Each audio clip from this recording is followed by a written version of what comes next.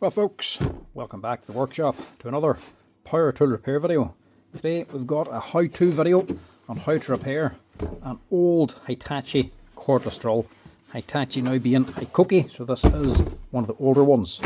And this is a fairly common problem, so a lot of people will probably get a wee bit of use out of this here video, because this is a common drill and a common problem to happen to them.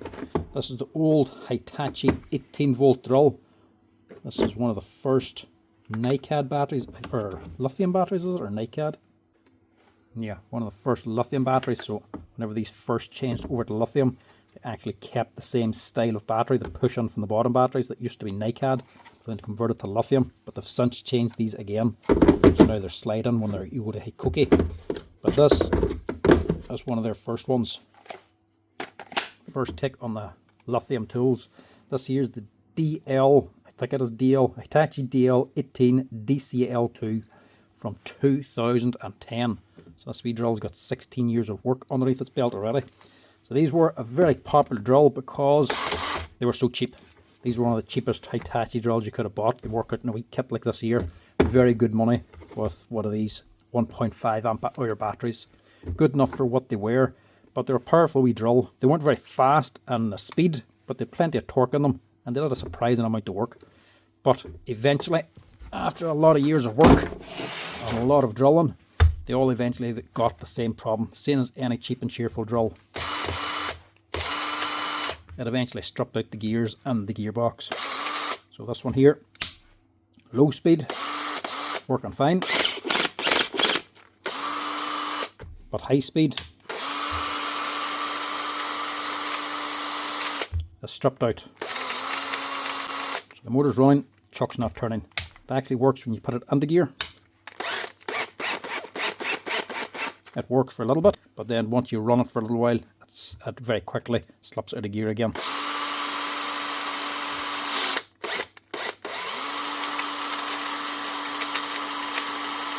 And that's simply because inside of here on the gearbox, there's plastic teeth on the gearbox housing that actually lock a metal gear inside. And over time, with that gear spinning and getting out of gear, it eventually wears away the plastic in the gearbox, strips out the teeth until there's nothing left to engage on. So you push the lever over, it will run, but when it's sitting here loose, it just slips. So this is going to be a video on how to fix this here problem in your Hitachi drill. And luckily for anybody that has one, it's a very cheap problem to fix, because the part you need is very cheap. €6.40 plus the VAT. That is for the little plastic gearbox housing. That's the advantage of the Hitachi stuff, or the Hikoki or Metabo. They sell all the parts and the gearbox separately. It's not just one big unit. You have to replace everything. You can just buy the part you need and replace it, so it works out cheap. Fixing the gearbox, nice and cheap.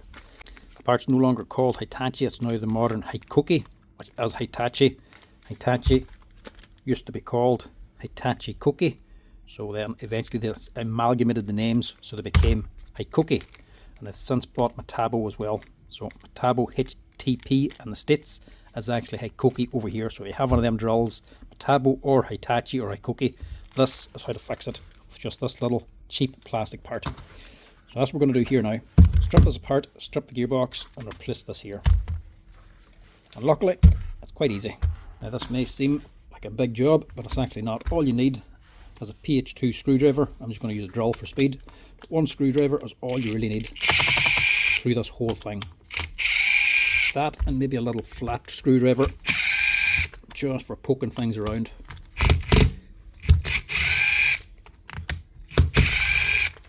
So just get straight under it, under the body.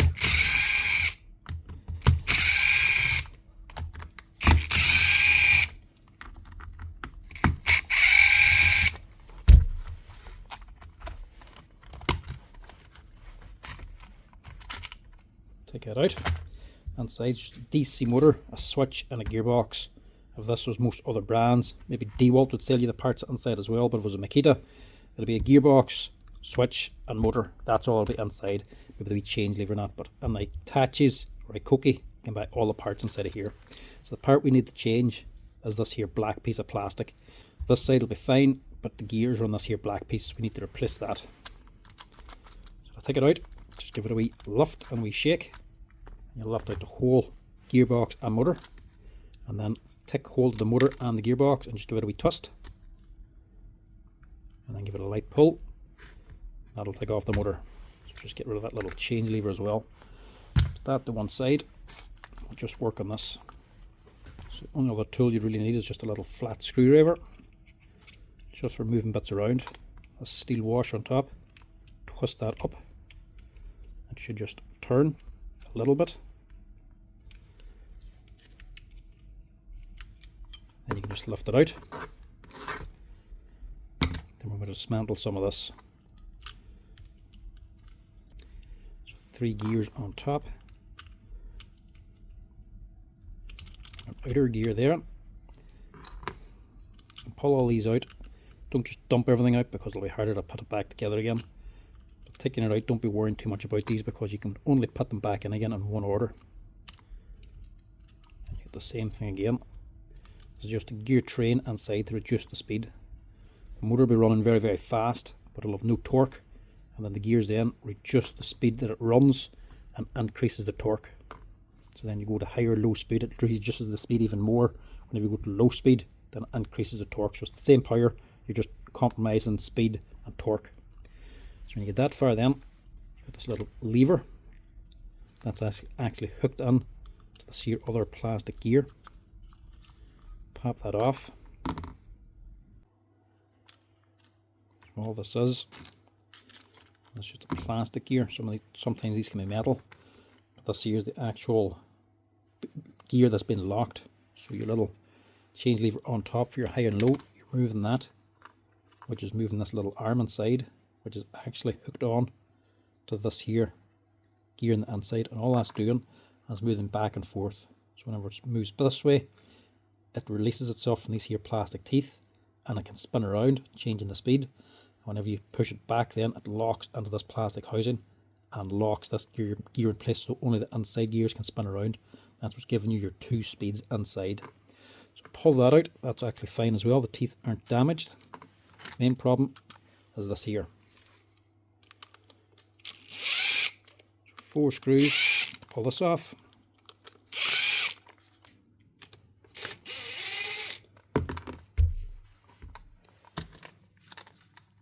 Leave the rest. Should open that chuck so I can stand it up. That's the bit we need to get rid of.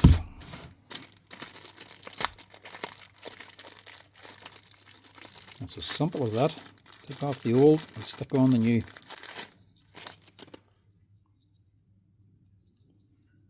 Well, that's not the right part. I've lifted the wrong bag now.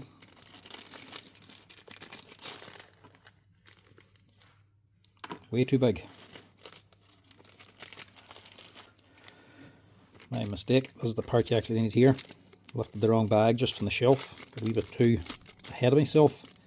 Rear gear case. That's the part number. Stick that into Google and you'll soon find this. 335959. And it's only costing €3 this one. This one's even cheaper again.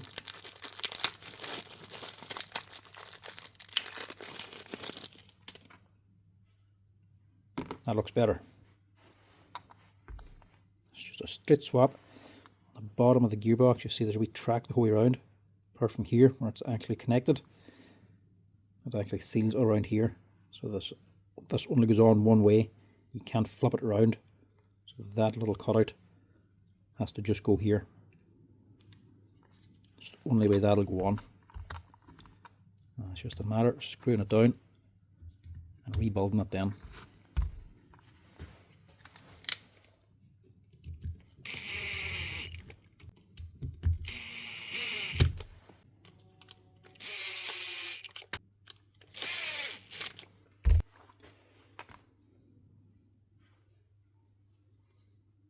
Just looking at this, I hope this doesn't need to be replaced as well. A little bit of wear in this plastic gear. This little selector. Just at the very tip here on the top of these teeth. This side here looks okay. There's a wee bit of a chamfer on this. Should be fine though. I can't see why that would wear out. So this one here, see the outside teeth? It's actually meshing into the plastic teeth down on here. So that needs to lock. Generally that there is what always strips out.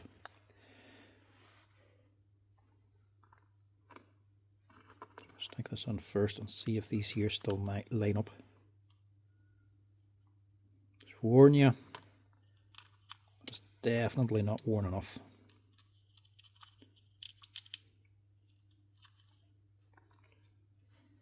So there, that's driving then. Let's change his gear. That's just going to lift up. It's always still going to be engaging these here teeth. When it goes forward then, it locks onto this plastic housing. Even though it's all the way down, these gear teeth are still engaged on it. So what gear it's in, these still mesh up. I'm just going to drop a wee bit of grease on there. A wee pea-size amount basically. Just to help lube it a wee bit. You do not need much.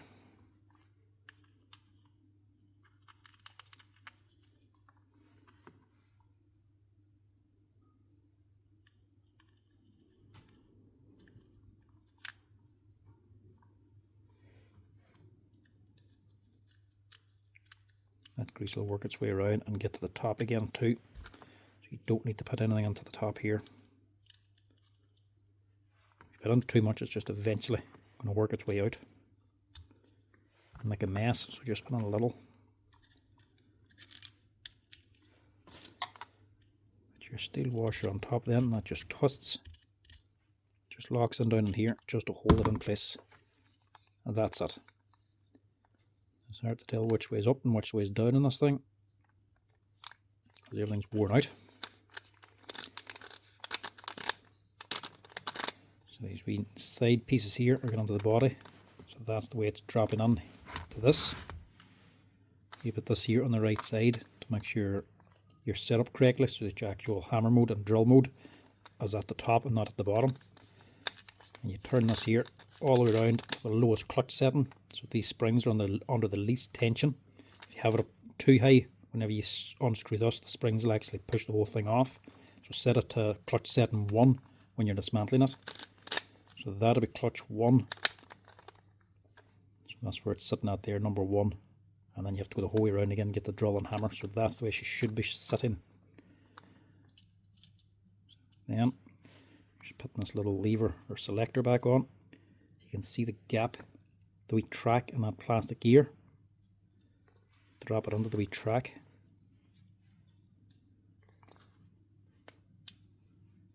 The same over here.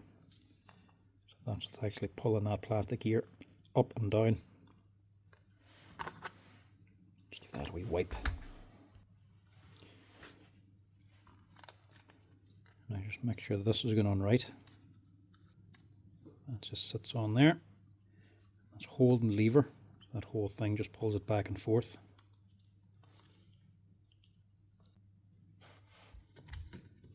Now you can clean out the rest of this if you want, but this is just a wee quick, easy fix here in the workshop. I don't want to spend any extra time on it because it's only a wee cheap and cheerful drill. I don't want to charge the customer more money just for cleaning it out, because we have to charge for labour. But if you're at home doing this with your own tool, you can clean the whole thing down as well if you want. Stick that on. You sometimes have to just wiggle that a little bit to get it to engage, because you're trying to get these gears on. They won't mash up because you're getting into all three, so just hold it up, give it a wee wiggle and a little twist at the same time, and just lightly press it until eventually those 3 gears will line up onto the big gear on the motor and it'll slide on. So once it's on then, push it on, just twist it all the way around, and that should be her.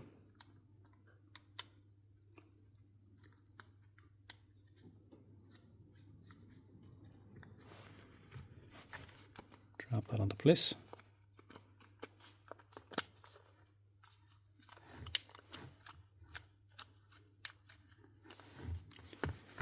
And that should be it. Everything else just drops on. There's nothing else really in it that's complicated. The chain lever is engaged. Just make sure this, like mine, is actually engaged, this forward reverse lever. Make sure that's engaged on the switch properly, and the switch is dropped on. And that's it. If you have some of the newer Hitachi drills or Hikoki drills, the sliding batteries, you'll get the exact same drill with just about the exact same motor and gearbox, just with the sliding batteries. So the body will be changed and it takes a different battery, but up in here will be the exact same. Every brand has one of these here types of drills with the DC motor, a cheap and cheerful drill, low speed and high torque, that come with a lot of kits, and you can pick up for generally less than €100. But there's not many of them that is worth fixing when everything in and goes wrong in them. These for €6 for a little part are well worth fixing whenever the motor's still good. It's one of the reasons I still like Hitachi tools, because even the Hitachi ones still do the same thing. They supply all the parts and the gearbox.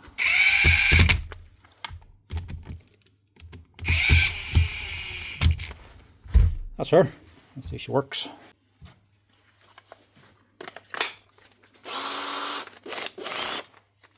Still on clutch.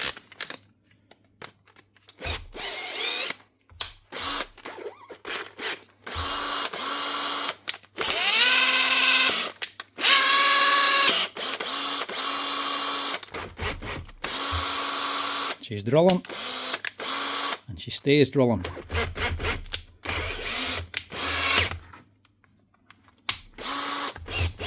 And on low speed as well.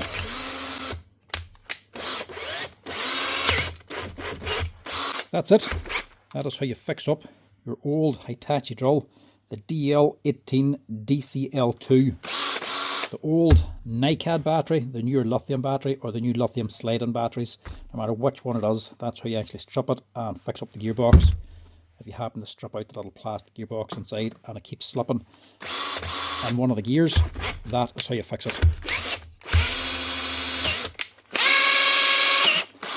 Anyway folks, that's it. That's another customer, nice and happy, with a nice cheap fix on his old tool to keep him running for a few more years. Anyway folks, thanks for watching. As always folks, if you're liking the videos, make sure to drop us a wee like and a follow down below, and if you want to help out the channel, you can also become members as well, where there's a few extra videos in the member section if you want to check them ones out as well. But until next time folks, thanks for watching as always, and I'll chat to you later. Cheers!